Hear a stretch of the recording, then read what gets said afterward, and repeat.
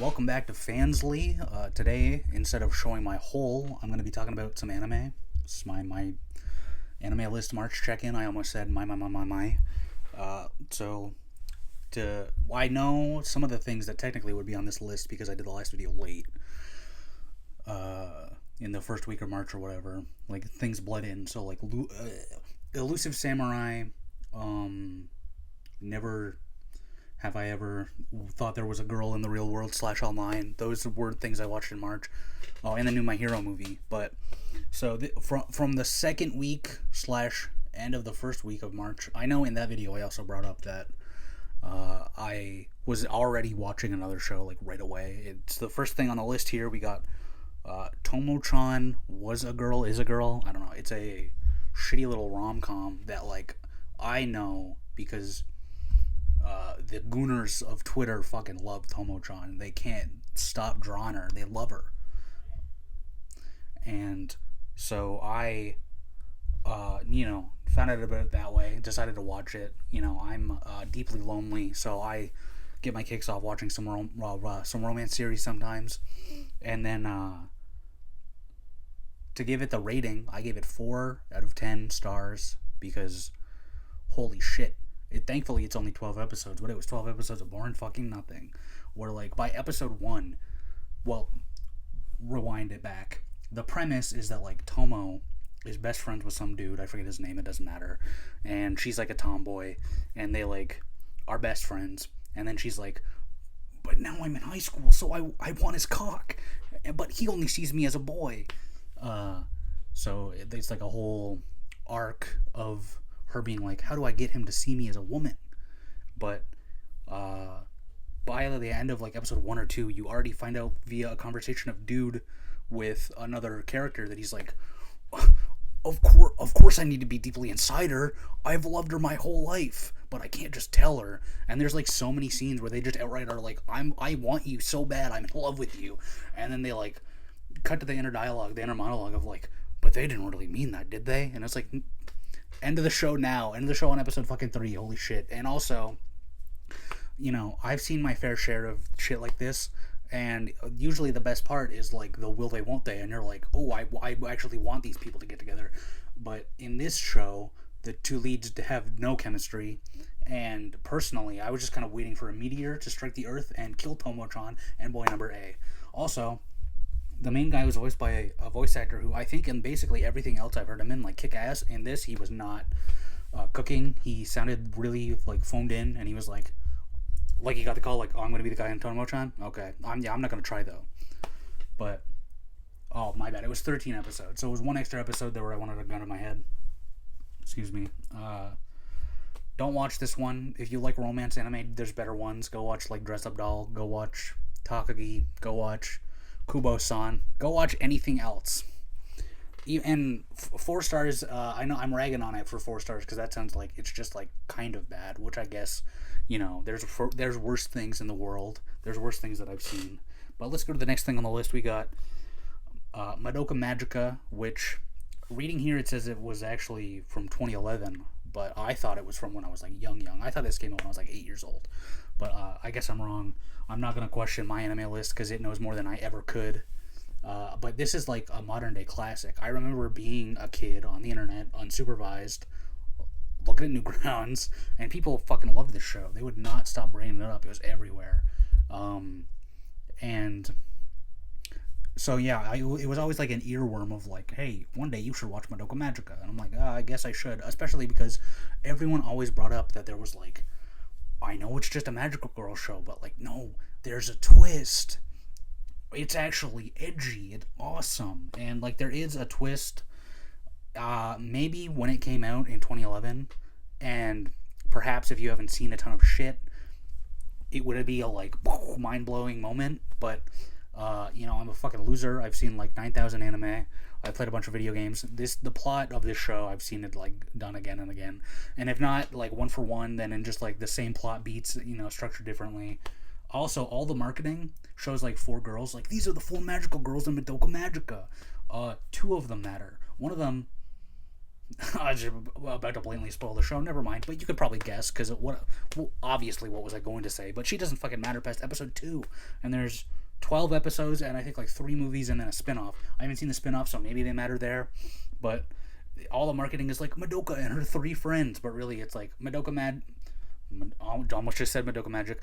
Madoka matters. Her friend with dark hair matters. I forget her name. I only remember Madoka's name because it's on the box. But I give it 7 out of 10 because it was definitely not awful. This is like an IGN 7 where I really mean like it's 5.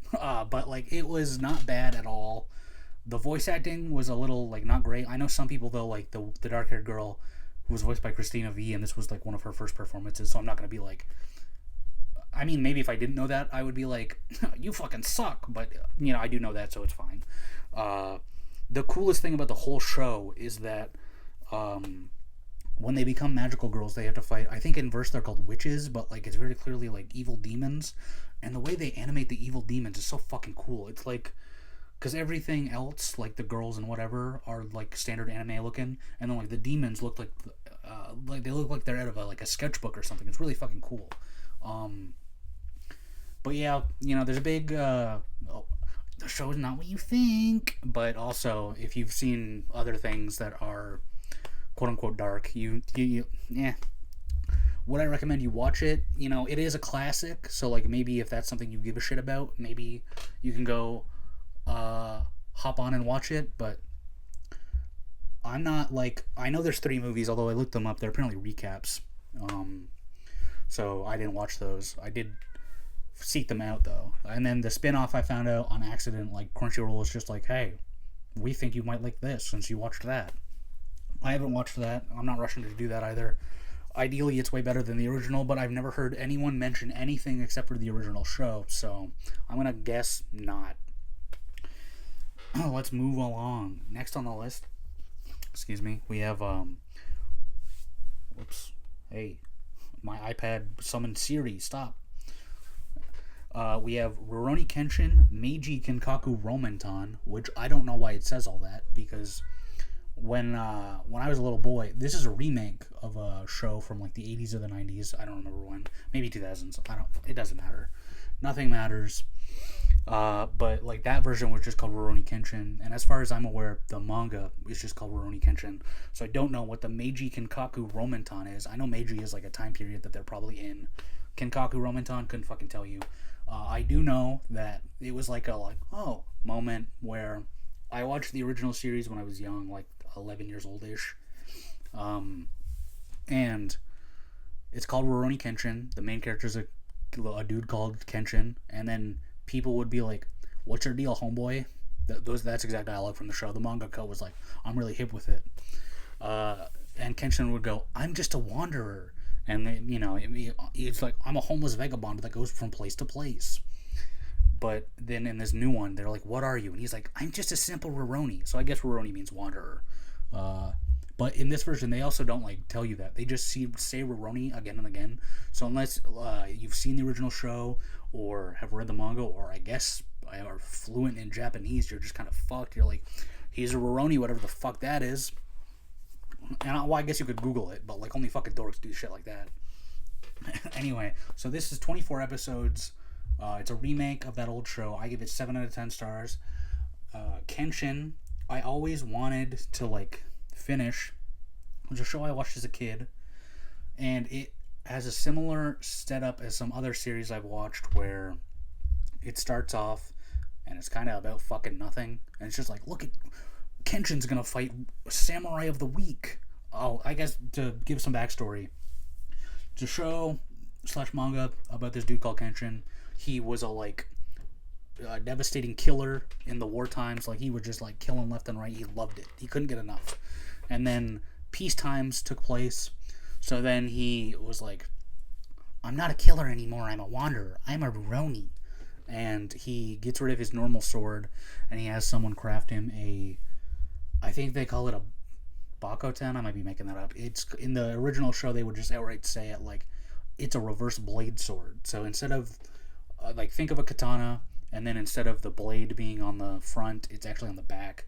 So to cut anyone with it, you would have to like hold it backwards, and like that's not how katanas are wielded. So it's like, who would kill anyone with this? So he like gets away with. There's like a law like, hey, you can't carry around swords, dick. It'd be like carrying around a gun or whatever. But he's like, whenever the cops are like hounding him, he's like, yeah, but this is a reverse blade. I can't cut anyone with this, even though I could just turn it around and cut people with it. And the cops are like, so, all good, hombre. Sounds good to me. Keep on trucking. Again, that's real dialogue. But so like, I remember I watched it for a while, the original, and watched Kenshin do nothing. At a certain point, Kenshin shacks up with this girl that's like the sensei of a dojo of swordsmanship that like loses all its customers and like students, I guess is a better word, because someone is like, oh, I'm Hikatori Batosai, which in the original was like Batosai the Manslayer, which is what they called Kenshin, of like, dude loves killing. If there's one thing that he has as a hobby, it's slaughtering. And so like there's some random is like, I'm Hidokiri Batosai and I learned how to be such a badass killer, man, at the school that Homegirl runs. So all the kids leave, they're like, damn, that's fucked up. How could you teach him? And then Kenshin rolls up and he's like, of course I know him, he's me. And then they stop him and he's like, by the way, I'm a homeless wanderer. Can I live in your barn? So then he starts living in her barn. They fall in love in like 2 episodes flat. What's her name? Kaoru. Her name is Kaoru. I respect women and I know all the female characters' names. And they get on misadventures and they slowly start gathering like more of the main cast. So like in episode 3, they meet a kid that is like stealing cash, and then they're like, oh, instead of stealing cash, what if we trained you to be a samurai? So then they get the kid Yahiko to join them. Then later some guy's hired to beat the fuck out of Kenshin, but Kenshin's penis is so big and large that the hired goon is like, damn, you're based in your Chad, I'm gonna be your best friend now. So then he joins the main cast character called Sanosuke. This is also, that's how you know it's old, is that like it's like the main character is like him. He does everything. The main cast can't hold a candle to him. Whenever there's a problem, it's like, we'll just leave it to Kenshin. And then Kenshin shows up, Aura farms, and then everyone's like, yo, Kenshin, you're here. They start sucking his cock. And yeah, and I remember when I was a kid and I watched the original, that character, the hired goon, Sanosuke, was my favorite character. Because in a show all about swords, I liked that Sanosuke was just like punching guys. Like, it was like, it's like Dragon Ball, oh my god, holy shit, oh, he punches, like in Dragon Ball. They don't shoot beams, though. It'd be a lot cooler if they did. And then, after they stop doing nothing, there's what is season 2 of the remake, which I haven't watched yet, but they, like, I also skipped ahead. I was talking about how they do nothing, then there's a real, like, couple episode arc where it's like, Kenshin can become the Batosai again whenever he wants. He can tap into that shit and, like, be as ruthless as ever. Then there's another arc setting up a enemy group called the... Oh, fuck. There's, like, several different groups with, like, all Japanese names. There's the Shinsengumi, which is, like, a group of, like, cops that use swords. It's not them. It's a group of, air quotes, ninjas. None of them look like ninjas. One of them is, like, a big fucking fat guy that has a barrel of oil in his stomach that he uses to shoot fire out of his mouth. That guy gets one-punched. And... why don't I remember this? I watched this pretty recently and I don't remember. My memory is failing me, and one day I will not remember my loved ones' faces. But, so after that, they cut to, like, the final episode of this series is being like, hey, Kenshin, we need you to, like, take out this Giga Chad swordsman, because only you can do it, because no one but you is you, Kenshin, we love you. And then they start French kissing. And so Kenshin leaves the barn of his GF Kaoru. He's like, I have to go become the Batosai. And that'll be season 2. And I remember thinking it was, like, super fucking awesome. Like, that, like, arc. That's the extent of my criticism. Dude, it was pretty fucking cool. To be fair, I was 11 years old. I don't remember. I just remember liking that. But then after that, it's like they leave Japan. Maybe they go to Europe. That might be wrong. I might be making that up. But they, like, start getting involved with this, like, cult. And Kenshin's like, I gotta beat up the leader of this cult. And I remember being bored in my fucking mind. I think I remember looking up if it was filler, because it reminded me of when I watched Bleach. and you go from like season 1 of Bleach into season 2 of the Soul Society, which most people say is the best arc, into season 3, which is anime filler where they fight vampires, which sucks cock and no one likes. And if you do like it, there's something deeply wrong with you. But I remember that's what like made me find out what filler was. Of like, oh, if you're at a part and it fucking sucks and there's nothing like the rest of the show, it's probably not real by the real author. It's probably just made up by anime staff so they can farm more anime bucks. Because you fucking little piggies will lap it up. And so I looked it up. I don't remember finding a definitive answer or not. If it is in the manga, what a fucking downfall. It fucking sucks. And then I got so bored that I never kept watching. So that's as far as I got. So I guess I'll find out. I know season 2 is the Unga Bunga cool swordsman shit. Maybe season 3, if that cult shit was real, will be that. God, I hope it isn't. God, I hope that was filler. Please. And before I move on, I do have to caveat that I do like Kenshin, and from what I remember, Kenshin was like pretty culturally important in like shonen spheres. But then it came out that the author, they had to check his hard drives for Sheepy. Yeah. What is it with anime that I kind of like, and the authors being little fucking freaks? But as far as I know, he went to jail for like a couple nights, and they were like, "You're a good boss," and then they let him out. And then like I know the guy who made One Piece is like good friends with him. He was one of his editors, and then he'll still do things like, "I want to shout out my like mentor and close friend, Mr. Child Lover," and people are like, "Oh man, Oda, how could you do that?" Which is, that's definitely unfortunate, but it is what it is. Kenshin's still pretty cool despite whatever freaky shit that dude's into. He should still be in jail, in my personal opinion. Sorry to be controversial. Let's move on. Next on the list, we have Devil May Cry from 2007. Right away, I'm going to say I give this 3 fucking stars. This is one of the most boring fucking slopfest shows I've ever fucking seen. Oh my god. When I was young, I remember, this was when I was like young. I was like 7 maybe, like 6 or 7 years old.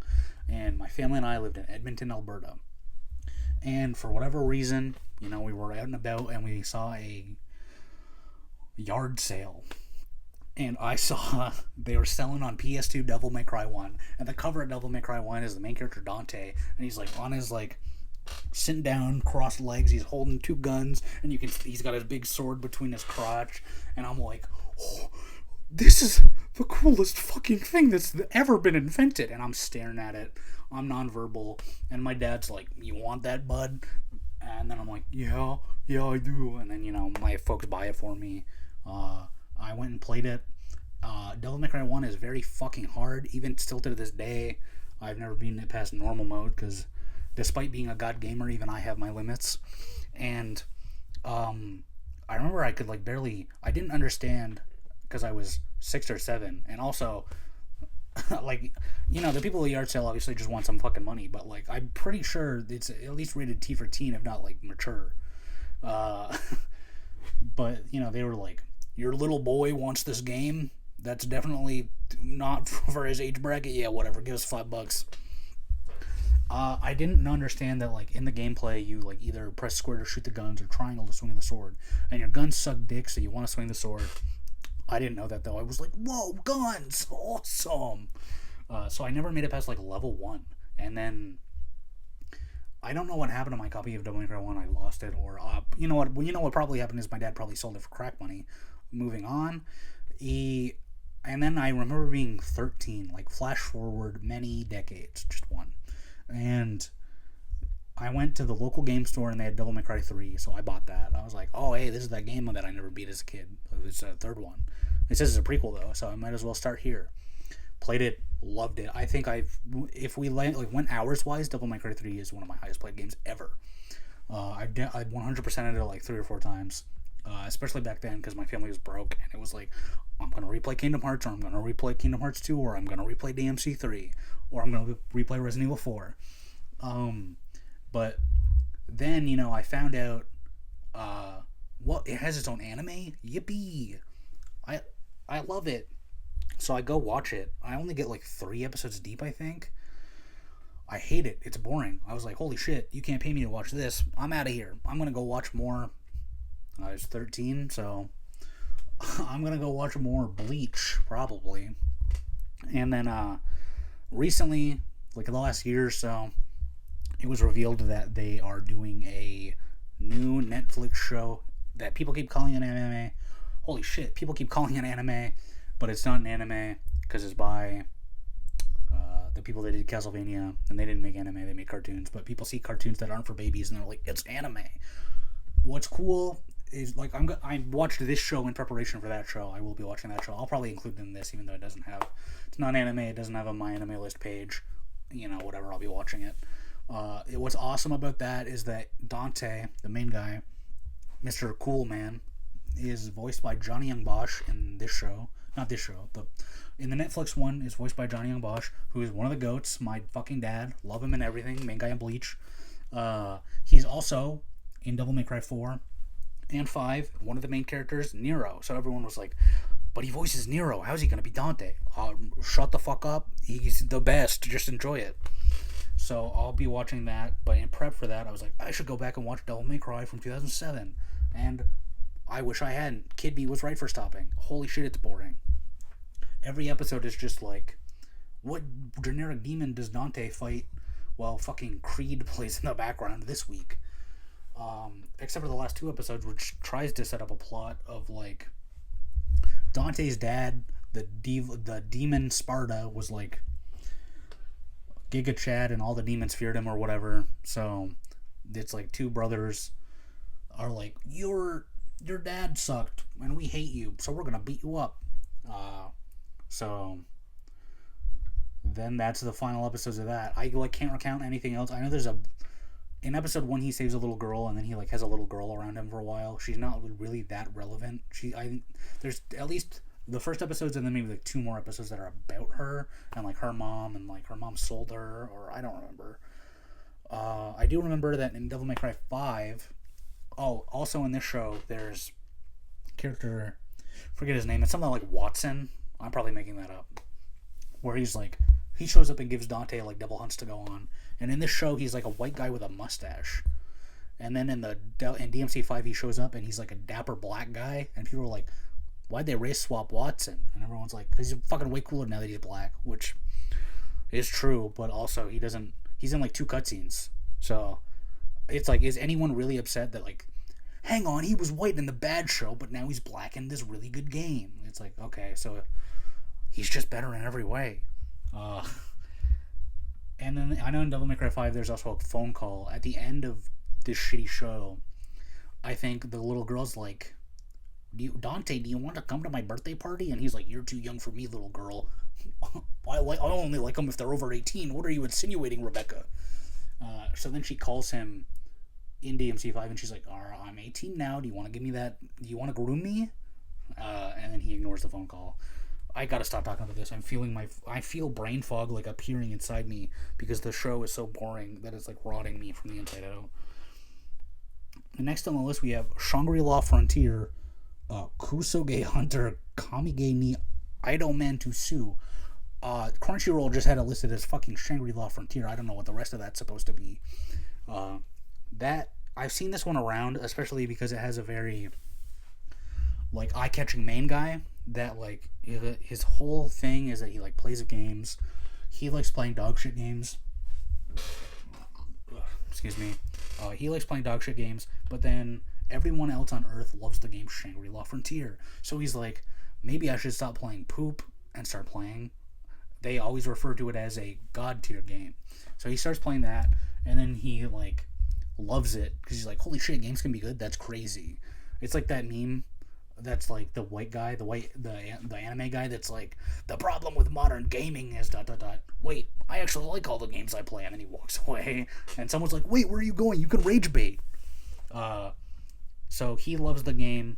I'm star rating. I always fucking forget. I just start yapping. The star rating is 7 out of 10.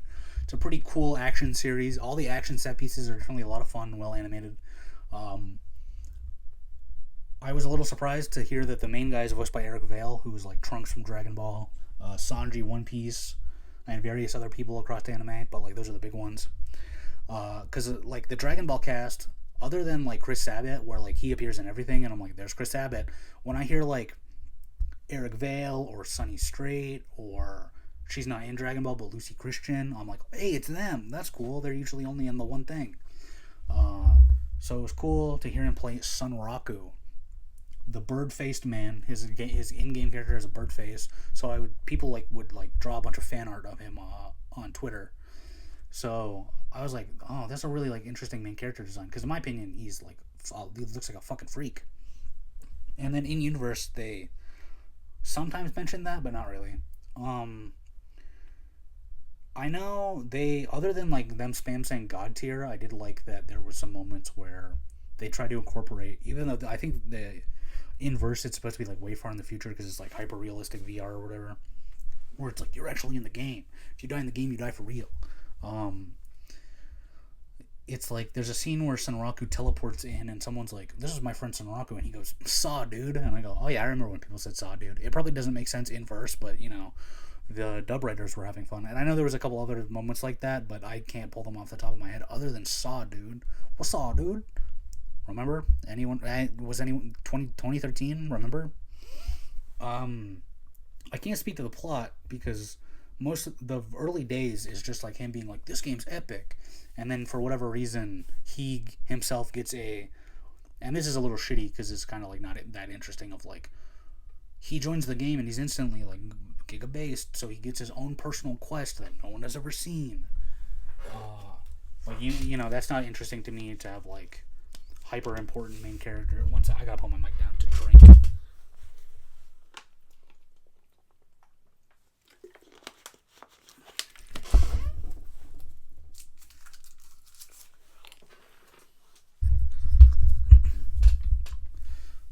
Alright, well, I was talking about Shangri-La and how, alright, the lore didn't matter. Not the lore, but like the main guy, he joins the game, he instantly gets a quest that no one has ever discovered before.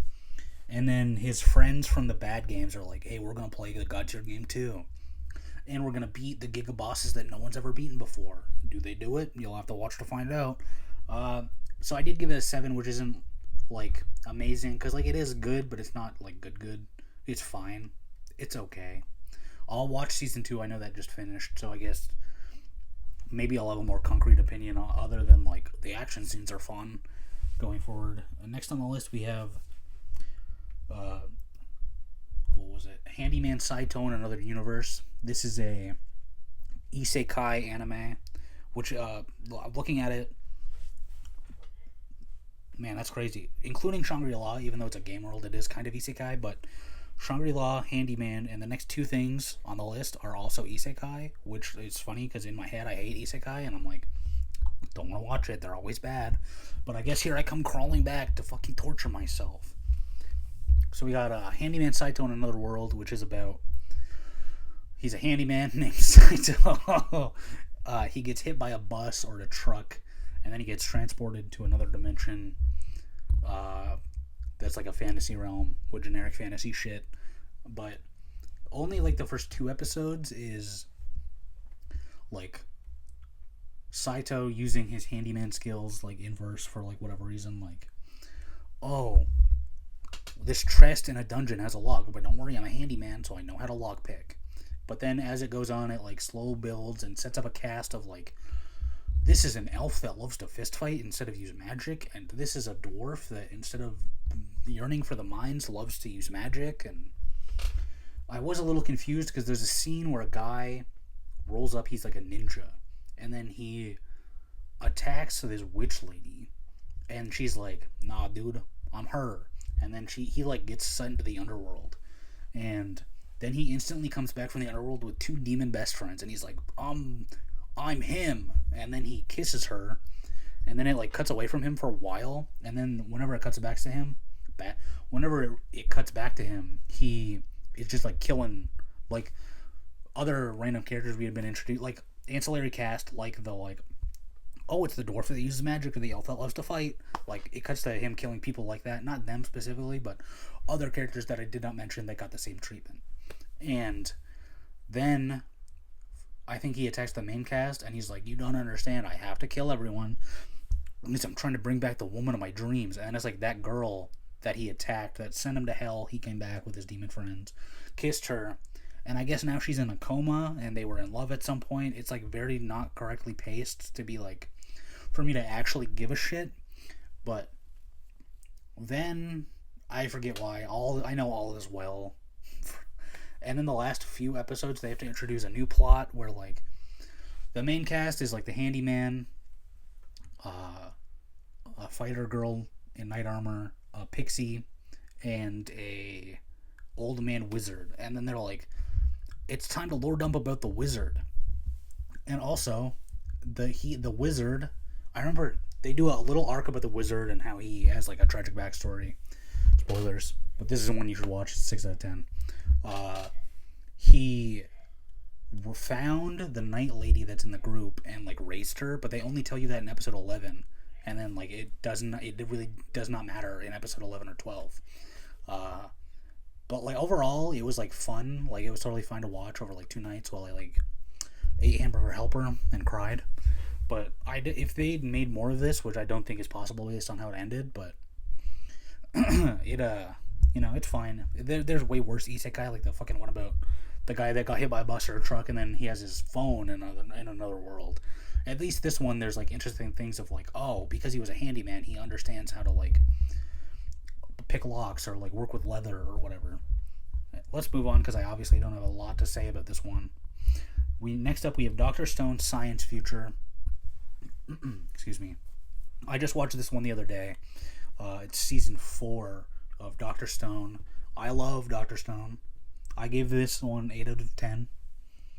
I think, I don't know what I give the other seasons. I know when I read the manga, it's like season 1 is like so good, like 9 or 10 tier, and then like season 2 is like probably 9, and then season 3 it just like slowly gets a little worse, but not so worse that I would ever call it bad. So like season 3 I would probably give it 8. Season 4 I gave 8. I'll probably give the next chunk 7 or 8. Excuse me. I remember it's weird that like I think COVID fucked Dr. Stone because like season 1 came out and then there was like 2 or 3 real years between seasons, and then there was another like 2 years between season 2 and 3, but then season 3 was only last year, so they're like finally back on track. But the manga ended like 3 or 4 years ago already. And I love the manga. It's got some of the best art. I love Boichi. He is so horny. He draws both the men and the women like as unbelievable deity gods. Like he gives every guy like a 9,000 pack instead of a 6-pack, and then every girl is like like the fucking goddess of lust. But his art's really good. He didn't do the story for Dr. Stone. Someone else did. Although I have read stuff also by him, and it's totally fine. But you're there for the 24-pack abs, am I right, ladies? So this season of Dr. Stone, it's called Science Future. At this point, they like are, I guess, flashback for anyone that doesn't know. Dr. Stone, the Earth is just chilling as it does, and then a gigantic green wave shows up and turns everybody on Earth into a stone statue. And then the main character, Senku, wakes up and he is like a science genius. And he's like, I'm going to figure out what happened, and also I'm going to turn everyone back to normal from stone statues into humans. Let's flash forward to season 4, and he and his like group of boys are like on a quest across the world now. They've like built boats and planes and shit, and they're like, we need to go to America to farm corn to help turn everyone back from stone statues. And they get there, and there's already other people in America. Whoa, what? This is the 3rd time they've done this twist, where in season 1 they encounter people that were descendants of people that weren't turned to stone, and then season 3 they encounter an island of also people that never, of descendants that never got turned to stone. Season 4 it's people that were turned to stone that like depetrified themselves.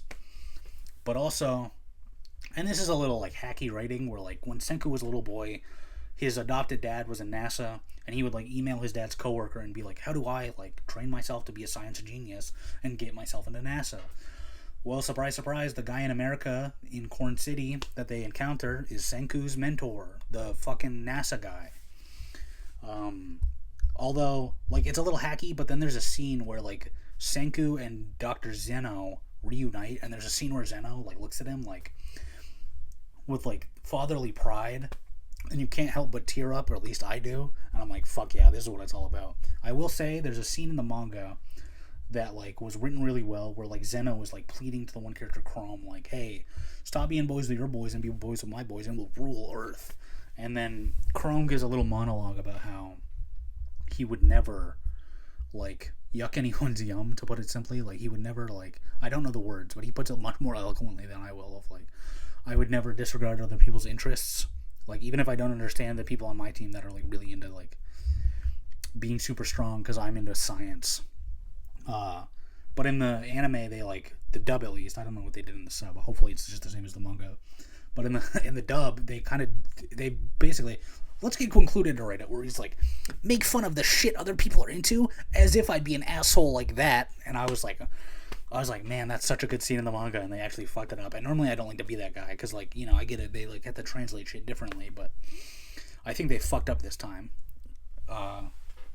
Now, let's move on. I am looking forward, I think in this next season of anime, the spring slot, maybe it's not till the summer slots, the final season of Dr. Stone will air, which is just kind of a continuation of that season.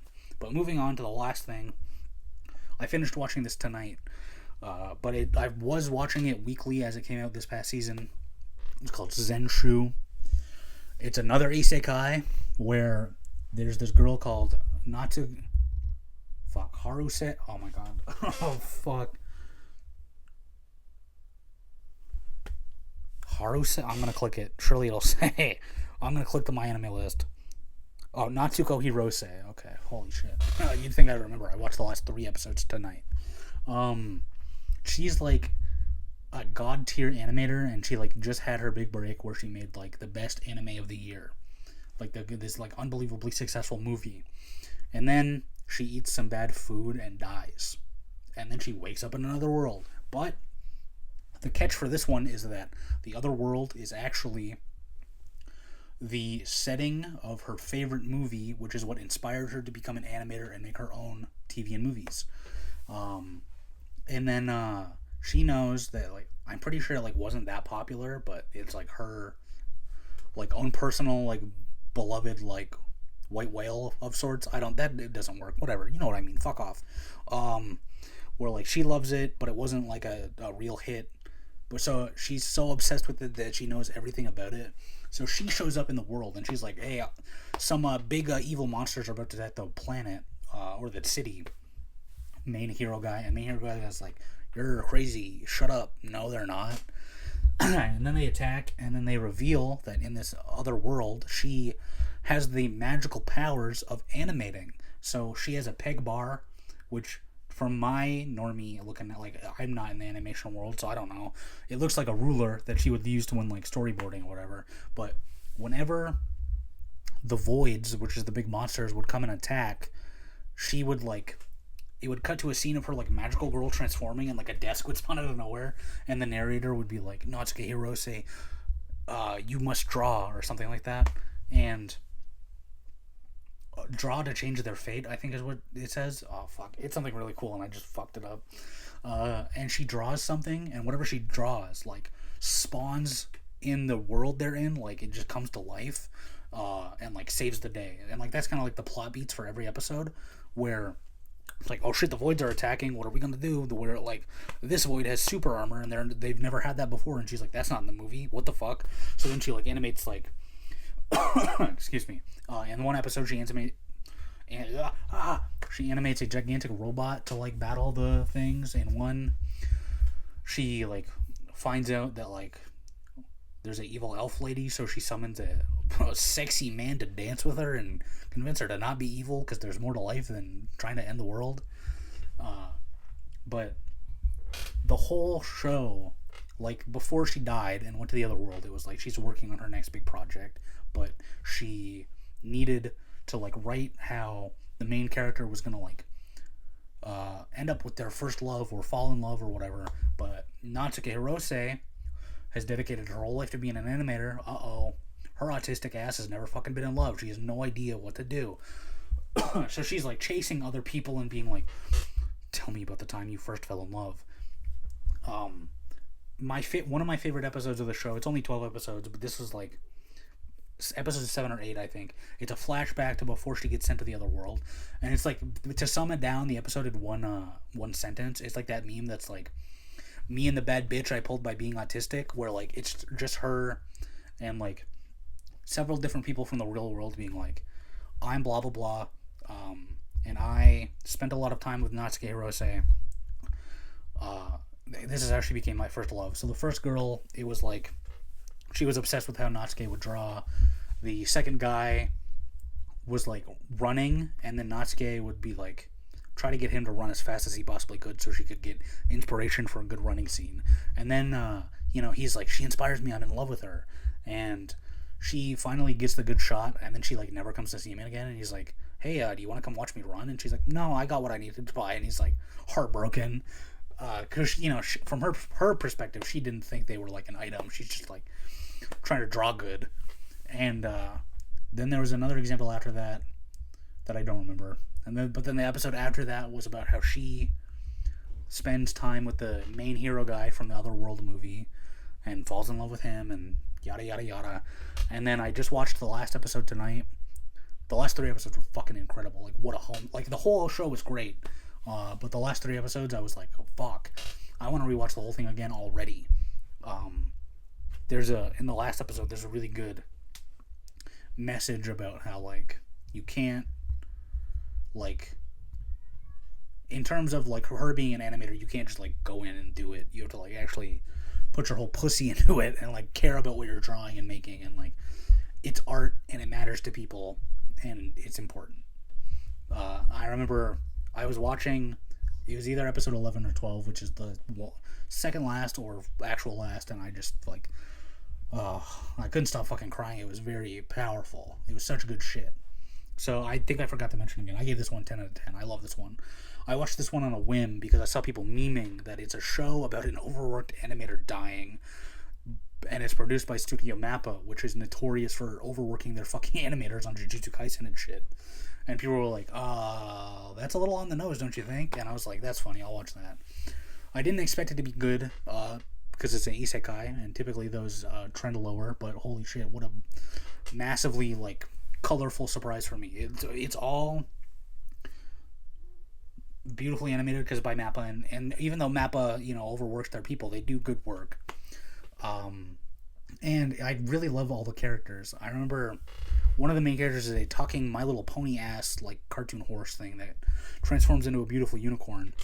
And she was voiced by Lucy Christian, who voiced Nami in One Piece, Uraraka from My Hero, and she's another example, like Eric Vale before in Shangri-La, of not being in too much. And so like when I see her, I pop. I'm like, it's Lucy, it's fucking Nami, and she did a great job. Yeah, I would say like her, whoever voices Natsuki and whoever voices Hero Guy. I didn't look it up beforehand, so I don't know, and I didn't recognize their voices right away. But they all like fucking kill it. But this is a cast. It reminds me of when I played the game Dragon Quest XI, and I just like. In Dragon Quest XI, not Zenshu per se, the story was like fine, but I loved all the main characters so much that like really enhanced it. So when I find something where like every character is great, and also it gets bonus points for making me cry like a little baby boy, yeah, it's a 10 for me, dog. But that's the ending. I wanted to watch Sakamoto Days because I thought it would have 12 episodes and would be done like now, but then I found out at 11, but then the last week I still didn't watch it. So I guess that'll be in April. I also found out that in my last video I had finished Dragon Ball Daima, but I didn't rate it. I still haven't even clicked that I finished watching it in my anime list. I think I'm going to make that its own video. I think I'm going to rewatch it and just make it its own like Dragon Ball Daima review. So look forward to that. I know everyone is like clamoring. I get like hundreds of DMs and texts and calls. My boss at work is like, when are you going to do that Dragon Ball Daima review? I'm like, oh, you're killing me here, man. I'm just trying to mop these floors. Anyway, that's the end of this one. It is late. It's like 9:40, so I probably won't get this up until April 1st. So I'm late again, technically, unfortunately. But that, to be fair, I could have filmed this earlier because I finished Zenshu at like 4 o'clock. And then I should have done the video instantly, but instead I went and watched John Wick 4 with my mother. Priorities, I guess. Yeah, so I have this mic now. I didn't bring it up, but I'm gonna use this mic for like some screen recorded videos. I don't know. Release wise how I'll do that, because I do like the once a month for the my anime list, but I get the Dragon Ball Daima will be random whenever I do that, and the screen records will be whenever I do that. So I don't know. Maybe, hey, look forward to some like more videos from me if you're into that. End the fucking video, man. That's the end of this one. See ya soon ish, perhaps, maybe, perchance. Bye.